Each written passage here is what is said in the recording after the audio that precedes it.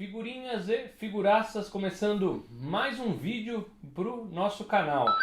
E hoje mais uma vez eu volto ao tema expositor. Por quê? A coleção vai crescendo, o expositor vai crescendo, vamos fazendo adaptações diversas. Então volto a esse tema até para ajudar as pessoas que estão ainda pensando em fazer o seu expositor ou que passam pelos mesmos problemas que eu com a coleção e com a exposição dessas figuras. Antes, eu preciso mostrar umas coisinhas que chegaram, porque essa é mais uma live fake. Enquanto o pessoal vai entrando, a gente vai abordando outros temas. Bom, primeira situação, comprei duas coisas aqui que são muito interessantes, dos quadrinhos MSP, isso é, das graphic novels do Maurício de Souza. Primeiro, lembrando que eu acho que já está na 27ª. Outro dia alguém me perguntou no Instagram, puxa, eu não sabia que tinha essas HQs aí e tal. Então é um projeto lá do Sidney Guzman com o Maurício de Souza, onde eles chamam outros artistas para reinterpretarem os personagens do Maurício de Souza.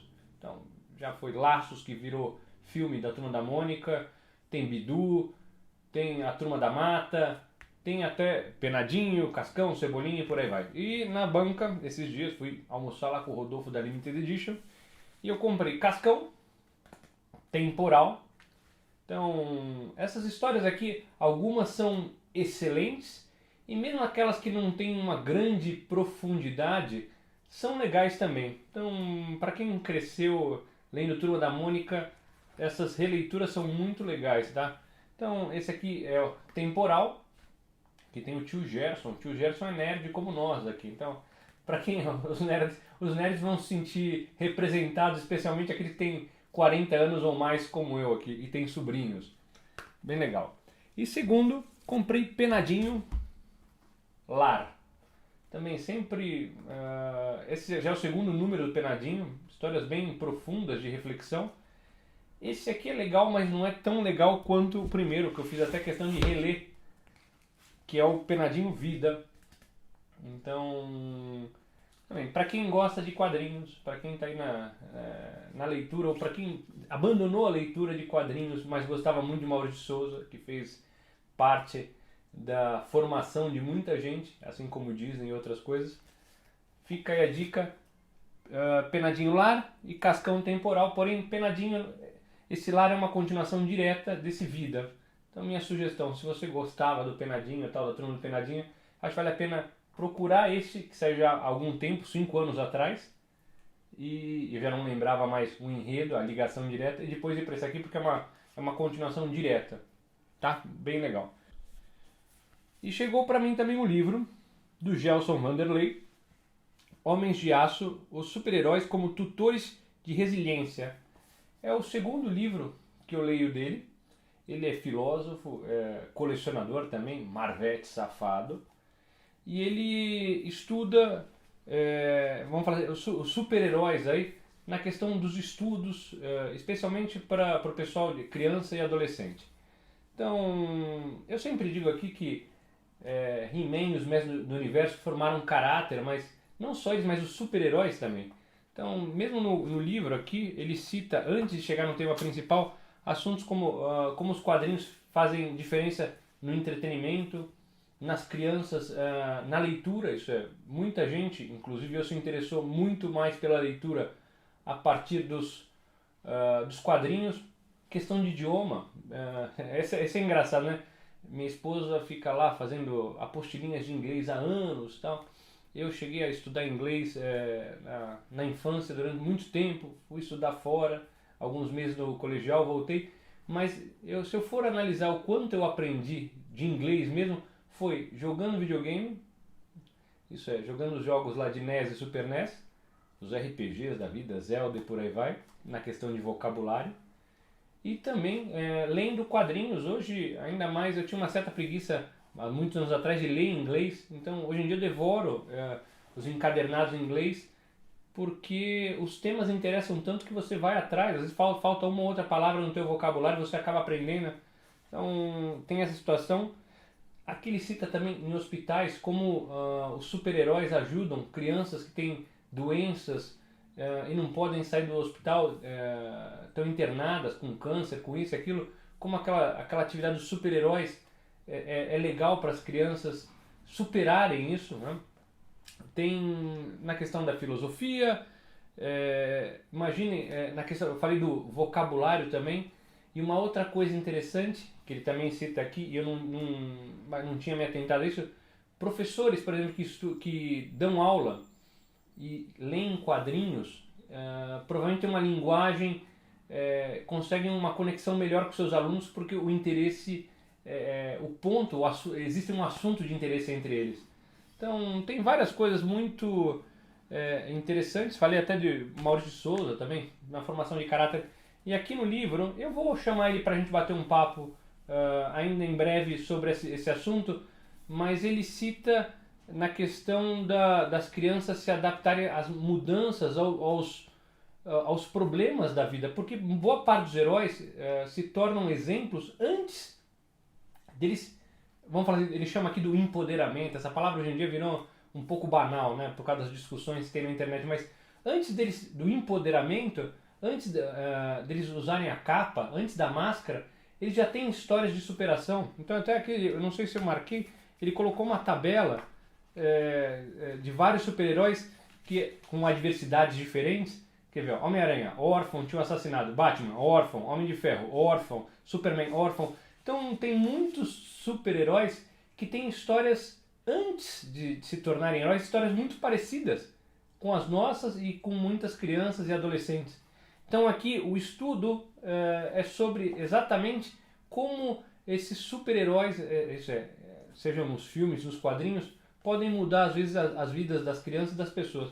Então, obviamente é um livro mais científico, vamos falar assim, não é bem científico, mas é um estudo. Mas para quem se interessa e gosta de filosofia, ô Gelson, obrigado, ele mandou até com uma dedicatória, bem legal. Espero que a gente se encontre aqui para discutir esse assunto, que eu acho que o pessoal mais old school, vamos falar assim, vai gostar. E gostei muito. Tem outras coisas aqui para mostrar, mas não vou mostrar isso agora. Vamos direto agora ao ponto. Eu preciso dar um passo atrás, que tem pessoas que começaram a acompanhar o canal há pouco tempo, ou não, de um ano para cá, 2 anos para cá, mas eu já fiz alguns vídeos sobre o expositor. E por que esse passo para trás? Porque quando eu comecei a história do expositor, eu comecei com um pedaço, depois a coleção foi crescendo, fiz um segundo pedaço, um outro pedaço do outro lado atrás da câmera. Aqui, quem lembra dos vídeos antigos, eram quadrinhos. Então, o primeiro erro que eu cometi, talvez a gente fale muito desses erros aqui, é de subestimar o quanto a minha coleção poderia crescer, o quanto de coisas eu gostava.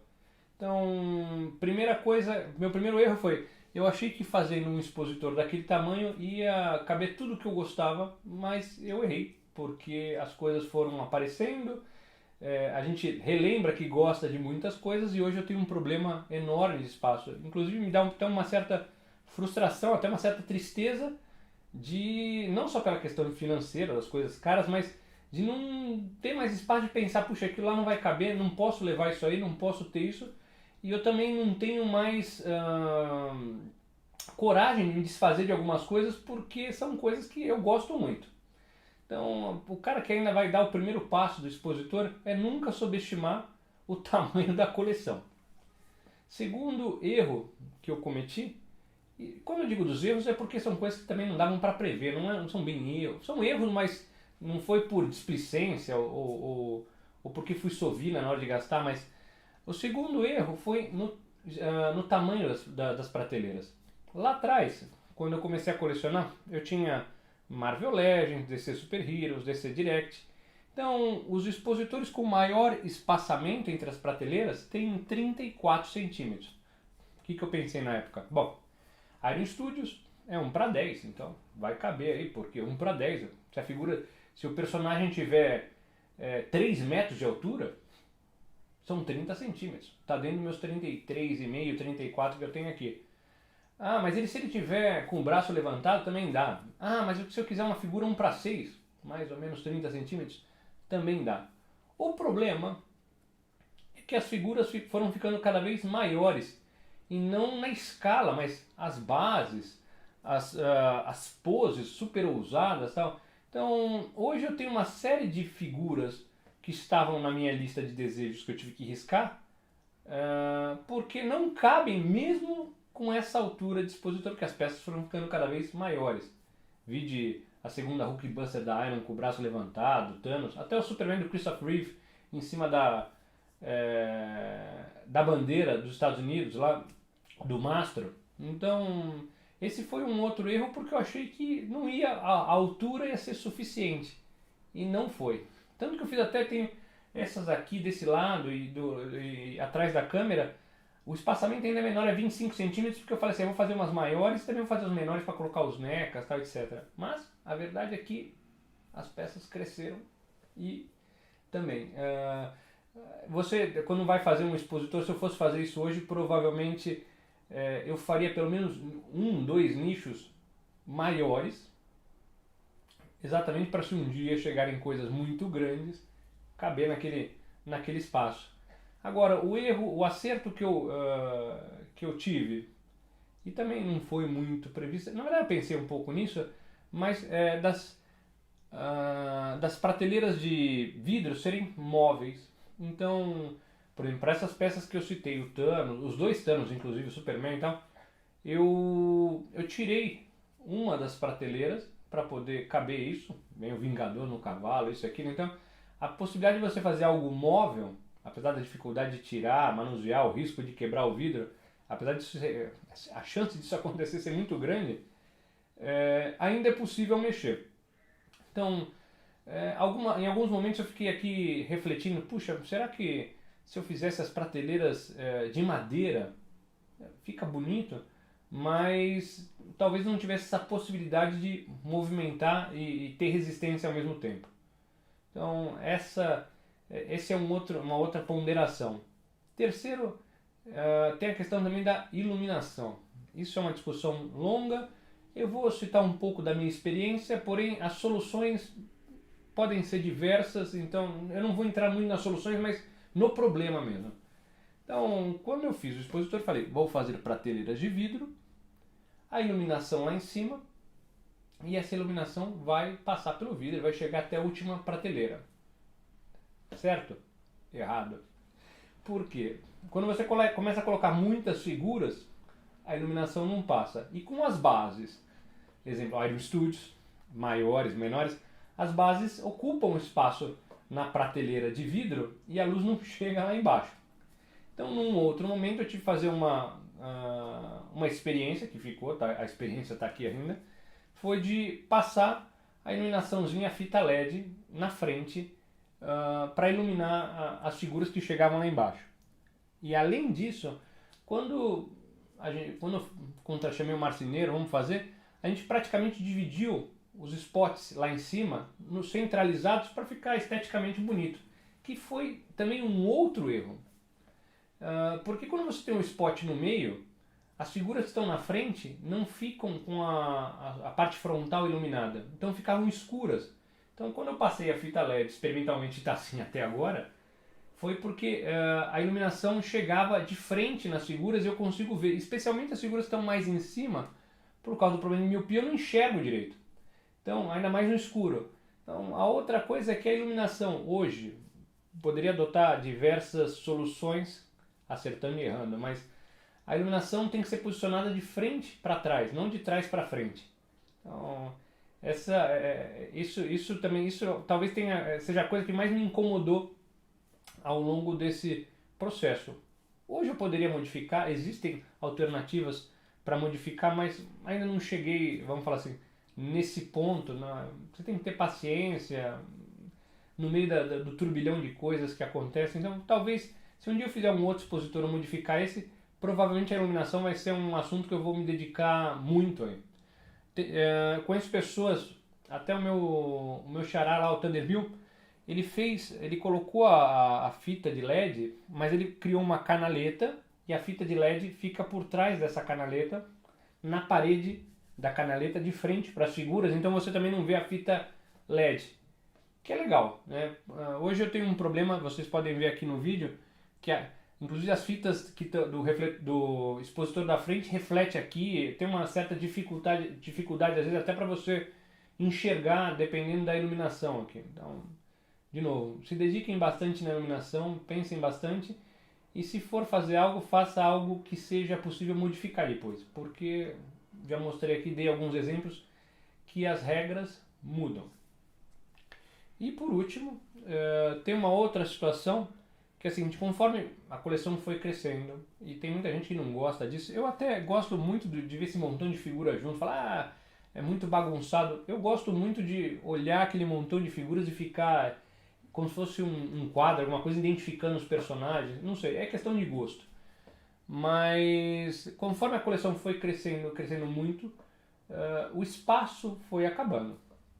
Então, o que acontece é que você tem tudo plano, e aí você é obrigado a colocar as figuras de forma alternada, uma no meio de duas, etc., para você poder ver a que está atrás, especialmente nas prateleiras um pouco mais altas.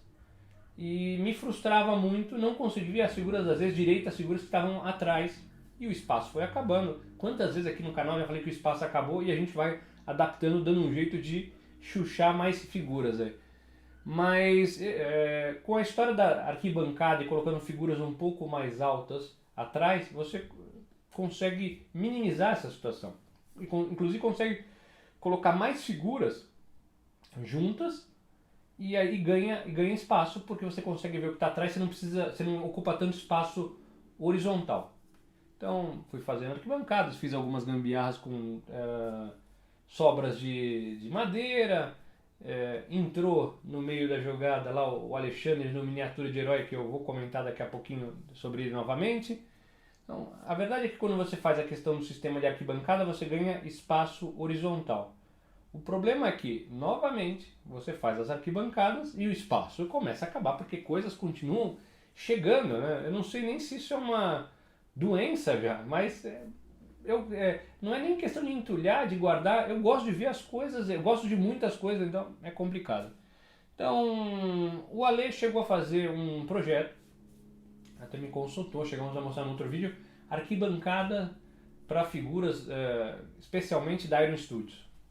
Então, dou um passo para trás. Antigamente as figuras da Iron Studios vinham naquela base simples, tá? Você coloca uma em cima, uma embaixo, uma no andar de cima, outra no andar de baixo. Só que agora todas as figuras estão no andar de cima, com as bases mais altas, pulando, voando. Tá? Então, de novo, se você tem um expositor com seus 33, 34 centímetros, você não consegue usar arquibancada atrás, não consegue levantar mais aquela figura que já é alta, porque pega no teto, lá na prateleira de cima. Então, ele até fez o primeiro expositor, que ele chama de figuras para figuras da Iron Studios, mas ele era muito alto ao ponto do segundo degrau ter, sei lá, 20 centímetros. Então eu falei, escuta, Alexandre, a maioria das pessoas tem um expositor de 35, talvez 40 centímetros. Dependendo da altura da segunda arquibancada, não vai resolver, porque não vai conseguir colocar a segunda figura na arquibancada.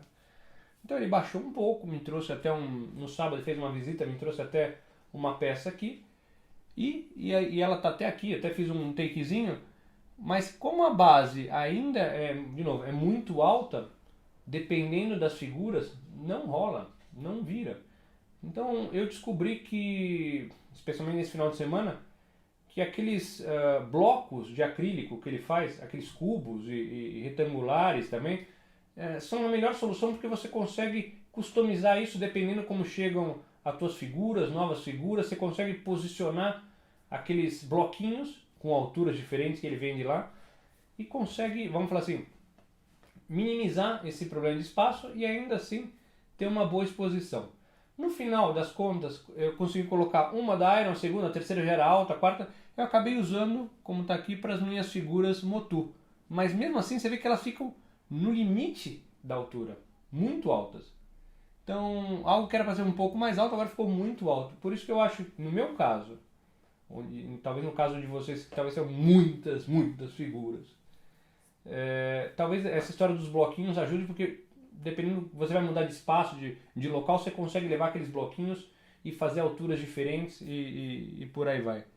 Então, eu acho que o resumo é mais ou menos esse. É um vídeo de, vamos falar assim, de lamentação, mas ao mesmo tempo a gente vai se adaptando e talvez ajude outras pessoas. O Alexandre, até do Miniatura de Herói, me trouxe até uma caneca, né, lá customizada, bem legal. Eu até fiquei pensando, talvez um dia, quem sabe se o canal continuar, a gente faça caneca, camiseta, né? Quem sabe com a arte lá do Eric Garbes, do Antônio Almeida, camiseta, vamos ver. Talvez um dia, se o canal continuar, se as coisas continuarem, a gente talvez faça algo aí se vocês quiserem. E por último, preciso agradecer uma senhora, fã do Figuraças, Dona Rosa. Dona Rosa, além de ser super fã do Figuraças, é mãe do Alexandre do Miniatura de Herói. E mandou pra mim, pra patroa, algo que ela... Porque assim como Miniatura de Herói, assim como o Alexandre, ela faz coisas, uma artesã e tal, faz trabalhos enormes. E ela fez algo pra nós, novamente, pensando na patroa, falou que mandou até uma cartinha, ela é fã do Figuraças. E aí eu queria ler porque achei legal uma senhora ser fã do Figuraças, né? Então agora tem que tomar mais cuidado, não só com as crianças, mas com as senhoras, com o que a gente fala aqui, com o palavreado que a gente usa e com as bobagens que a gente fala. Olá, Alessandro, venho aqui expressar meus agradecimentos a você e a sua equipe pela oportunidade de mostrar um pouquinho do meu trabalho através da empresa Miniatura de Heróis. Então, para quem não lembra, ela fez também a rosa da patroa quando o Alexandre me entregou o expositor da Bela Hot Toys que eu dei para a patroa. Que vocês possam continuar com esse gesto do bem, dando a oportunidade a todos, sempre com esse carinho, humildade e sabedoria. Que Jesus Cristo e Maria Santíssima abençoe todos vocês. Foi uma honra conhecer você, a patroa. Obrigado, a honra é nossa. Parabéns a todos, muito obrigado. Dona Rosa, temos fãs agora também da terceira idade, vamos falar assim. Legal pra caramba. Muito obrigado, Dona Rosa. Ale, muito obrigado. Espero que esse vídeo tenha ajudado um pouco. E a gente se encontra em breve num próximo vídeo. Até mais. Tchau, tchau.